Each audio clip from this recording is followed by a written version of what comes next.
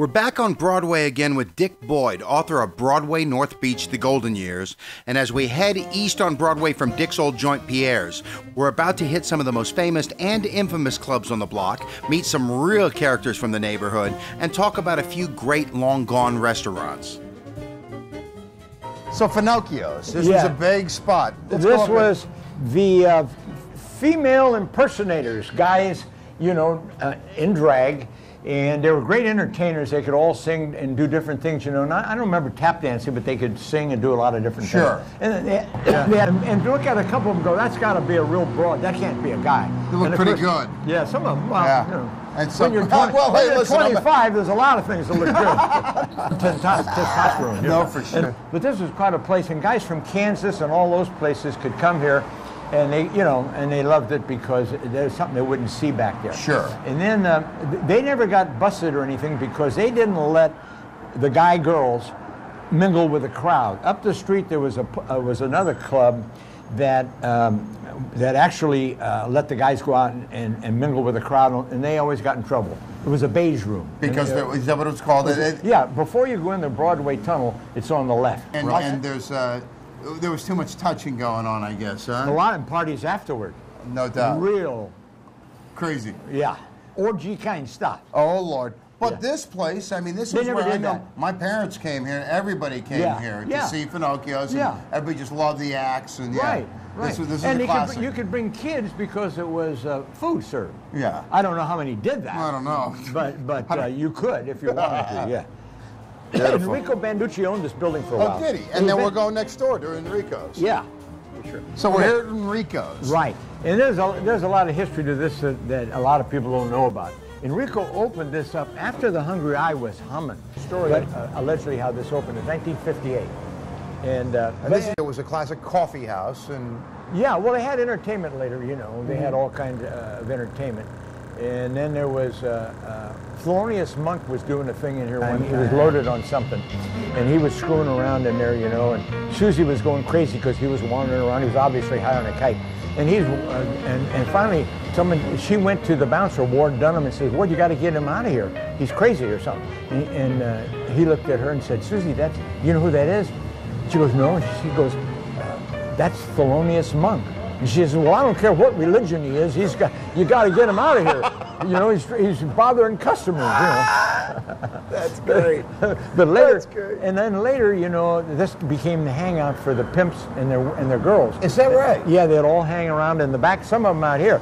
And Ward Dunham, who was a piece of meat. He was a tough dude, but it was impossible to do it by himself. But anyway, the reason they finally decided to get a thug besides Ward in here was the drunk guys would go in the men's room, and then the hookers, when they came out of the men's room, the hookers would embrace a pick the pocket or whatever. Really? Yeah, they were good dips. And as they walked by the table, slip it to the guy, who would then have it. And so when the drunk realized that the girl had done it, she couldn't prove anything because she searched me. I don't have any money. Yeah.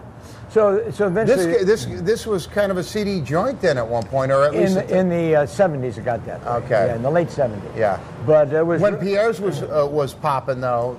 This wasn't a bad spot. No, it was a great spot. And Herb Caen, all the big shots, would come here and they'd sit and have lunch. Sure. Herb Caen wrote this up all the time, as he did write up Hungry Eye and Enrico. Now that we left Enrico's, if you cross over to what's the Horizon now, is that was Joe Vanessi's.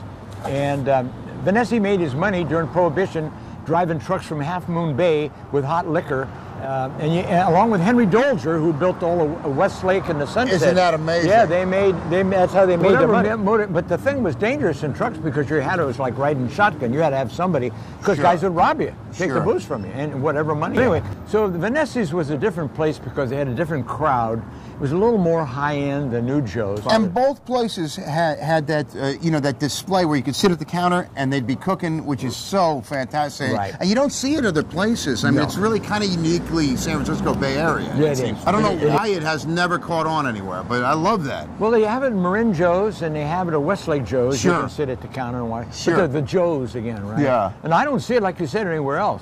But that was a great place. It just had a different crowd. But downstairs, if you went in that same doorway to the right, was Barnaby Conrad's El Matador. Okay. And he had all those parrots in there. Famous joint. Yeah, real famous, because all the movie stars from Hollywood went in there. So what was the allure of Barnaby Conrad's place? Him? He was a writer. He was a bullfighter. He was an amazing guy. He could write. He could paint. He had been a bullfighter, and I forget all these he'd done all these gigs, and he was really a bright guy. And he's a big guy. Yeah. You know, still going. He lives down by Santa Barbara somewhere. Is that right? Okay. Yeah. Milo Miletti. He was kind of a con guy. He was in a wheelchair, and he was a hoodie-looking kind of guy, you know. And Miletti, you know, Italian and Sicilian, you know, and you're going, this guy, anything he tells you could be true. Yeah. So you go in there, and he had a mannequin on, sitting on a stool, and a lot of times guys wouldn't go right up, and a lot of times they'd look down and say, get her a drink. Well, hell, he'd sell them the drink, you know. And then they'd find out it was mannequin, they'd be upset, but he's in a wheelchair. Oh, and by then he'd intimidated him about his connections with him. Really? But it was a clip joint. Yeah. Well, I went in there and I didn't buy her a drink, but I went in and I bought her a drink, and I looked and I started talking to him, and then I looked and I said, shit, that's a mannequin. He goes, yeah. Well, down here, Tommaso's Pizza Place has been here forever. It was Lupo's at one point. Lupo's, right? Exactly. Yeah. And it is oven baked. It is the best absolute so pizza. Good. To this day, I still swear it's the best. Anyway, and so do a lot of people that are into pizza. Where the adult video is later on, they put a pool table up on where people come in. There was two topless gals playing pool. Oh, big deal. You know, but guys would come in. Yeah. You know, well, now I don't know why. I might. Yeah. Well, that was the progression from the topless bathing suit to the topless band we talked about. Come on down and play some topless pool. Yeah. So on Broadway, off Broadway was right here down at the corner. On Nottingham here was a place called the Off Broadway. I don't know what it was before, but Voss Beretta, who had two bars out in the Excelsior, and then he ended up in this place. And so the story is he owed all these people, contractors and stuff, money. So Lenny Bruce calls him up, and who used to play up in Broadway and one thing or another, and he said, what's up, Voss? And he goes, well, I got some problems. He goes, what do you mean? He said, well, the sheriff may padlock the door next week. Paul's on the phone. He goes, you got a marquee, right? And he goes, yeah. He says, put my name up there. I'll be up next Friday. And he worked for him for a month for nothing to get him off the ground to pay off his bill people. So there's a Lenny Bruce side. A lot of people. Wow, that's you only hear kind of the negative, and that's a beautiful thing. See, and this was there's a big area in there. So in other words, you could see, because when you went in the door, it was over here, and you went in, and the stage, everything was to your left, and the bar was way in the back, And this is where Yvonne Danger was a dancer. In fact, I saw the postcard you have in your book, and that beautiful woman, huh? She was. Oh, if you like an ample woman, that was my style too. I always like an ample woman. Yeah. Yeah, she's just gorgeous. And across the street where you see Lusty Lady Theater, and up above there is where Larry Flint's place. Larry Flint's place. Yeah. And that was a place when you'd go down in there. They gave prizes out instead of to try to get people to come.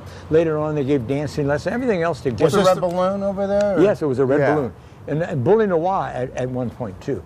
I did go to the Red Balloon just when I first got down. We ate most of the time at New Joe's, we ate at Swiss Louis, and then there was a place on Pacific down here that all the owners could go down there because we could eat, and nobody knew anybody, so you weren't on stage, you're off stage. Gotcha. You could nobody hounding you and just relax. And you didn't have to perform, Hey, how's it, Because it's a lot of schmooze when you're a saloon owner, right? Gotta be. It's all about your personality. That's why we went into that little joint to get away, just I'm me now for a while, That's good.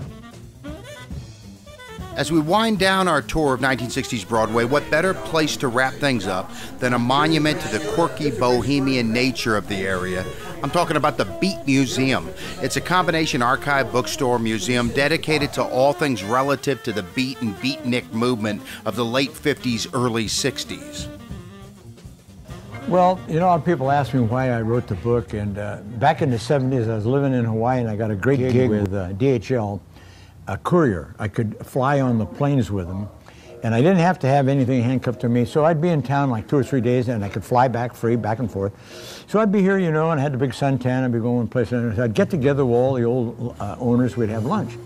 And we'd always be talking these stories, and everybody would finally say, somebody's got to write a book. I look around the table, there's 5 Italians that started off speaking Italian. Most of them dropped out at the 8th grade.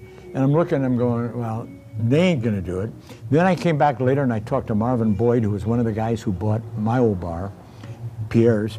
And I told him I was going to do it. And he said, oh, he says, no, I'm going to do a book. And I go, okay, fine. So I put it aside. And then he died, no book, so I just finally decided to do the book. And luckily a lot of the guys that I had to interview were still alive at the time when I started. But, so that's why I wrote the book, because I figured if it wasn't me, it wasn't going to happen. Sure. And it was a labor of love. I loved every second of it. The interviews and seeing old friends, and then it wasn't like sitting in front of the computer and getting tired. I'd be there 8, 10 hours.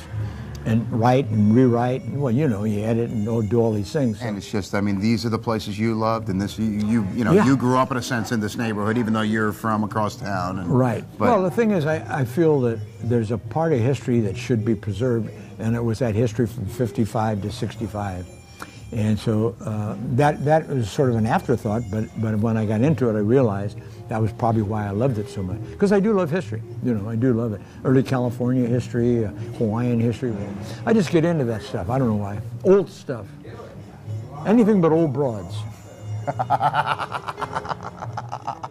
You can catch all episodes of the show at aahour.com and on Facebook at aahour. Follow me on Twitter. I'm Den Cruz, DENCRUZ, all one word. And email me at aahour@yahoo.com. Special thanks to my cameraman and my friend Brian Cooley. Check out the Beat Museum online at beatmuseum.org. And you can get Dick's great book on his website, northbeachbook.com. Well, hopefully I've lubricated the thought process for you a little bit. I'm Dennis Cruz, and thanks again for joining me on the Attitude Adjustment Hour.